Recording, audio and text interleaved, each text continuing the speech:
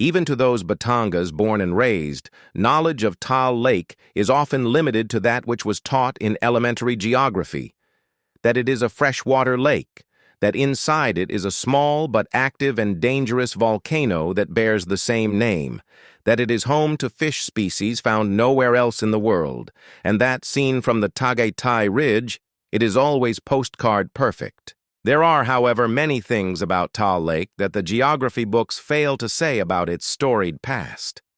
In the present day, this body of water is landlocked, albeit with outlets to Balayan Bay. This has not always been the case.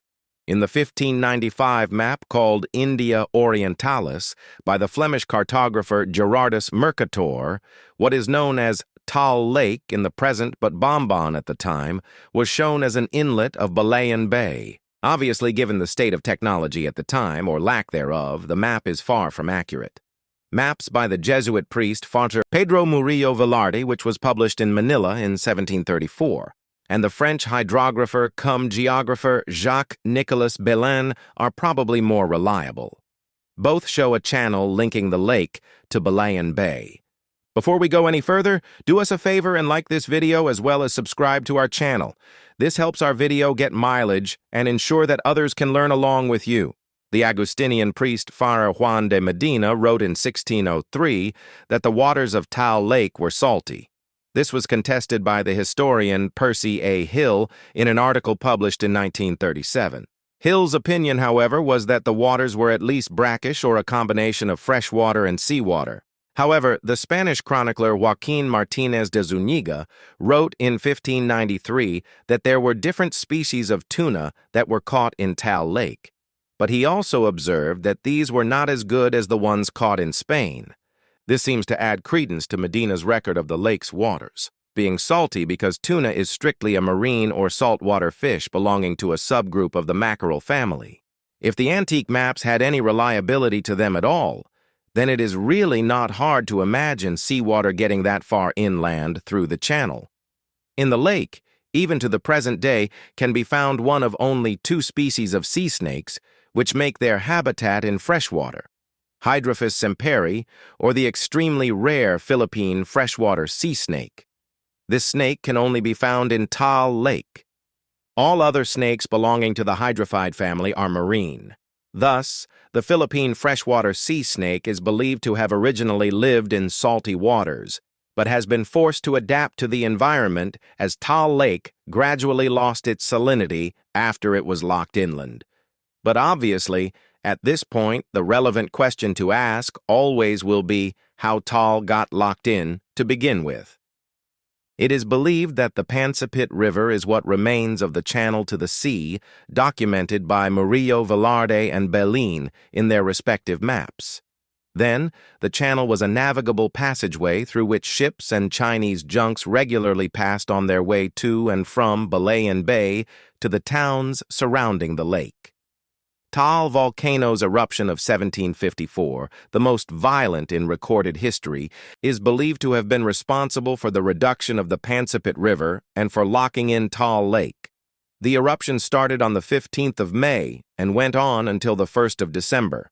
Afar Buencuchillo, parish priest of Sala, a town in what is present-day Tanawan, gave a chilling account of the first day of the volcano's eruption. On May 15, 1754, at about 9 or 10 o'clock in the night, the volcano quite unexpectedly commenced to roar and emit. Sky-high burning flames intermixed with glowing rocks, which, falling back upon the island and rolling down the slopes of the mountain, created the impression of a large river of fire. Historian and writer Pedro M. Picornell theorized that the channel was blocked in December of 1754. There were reported floods in the towns of Taal and Lipa the previous month, likely caused by powerful typhoons which, we all know, tend to occur towards the end of the year. Picornell's theory, therefore, was that the channel was blocked by the deadly combination of floodwaters and volcanic debris. We all need look back no farther than 1991 to see exactly how deadly the combination can be. The fatal combination of Mat Pinatubo-S eruption with the passing of Typhoon Diding, International Code, name Yunya, was beamed into our television sets by the evening news.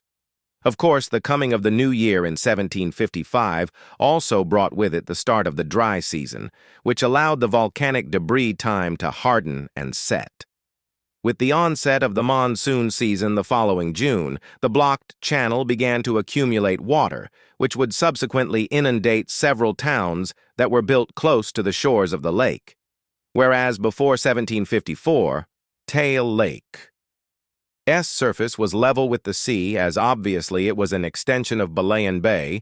After the major eruption that year, the surface rose steadily to the 5 meters above sea level it is at the present day. The annual monsoons also gradually reduced the lake's salinity until it became completely freshwater as it is today. Since 1754, therefore, Taal Lake has been no different from a vat that is being filled with water. This explains why Taal Lake in the present day is larger than it was before the channel was blocked, as seen from the antique maps. According to Hargrove and Medina, lake fishermen referred them to the Sapao while they searched for sunken ruins in Taal Lake. In their paper, they erroneously defined Sapao as a Tagalog word, which means built-up structures under the water. The word Sapao in Tagalog actually means to be inundated. At any rate, it has long been known by local lakeside dwellers, probably knowledge handed down from one generation to another, that there are ruins lying under the surface of Taal Lake of towns abandoned by inhabitants as the water levels rose after the blocking of the channel to Balayan Bay. As a final note to this article, it may surprise many readers that bull sharks actually swam in Taal Lake and through the Pansipit River as recently as the 1930s. The bull shark is known to thrive in marine, brackish, or even fresh water and would still be swimming in the lake till the present day, but unfortunately was hunted to extinction. Thanks so much for joining us on this journey back in time. If you found this story as fascinating as we do, please hit that like button and don't forget to subscribe for more deep dives into the amazing history and science of the province of Batangas. Let us know in the comments if you've ever visited Taal Lake. Until next time, stay curious.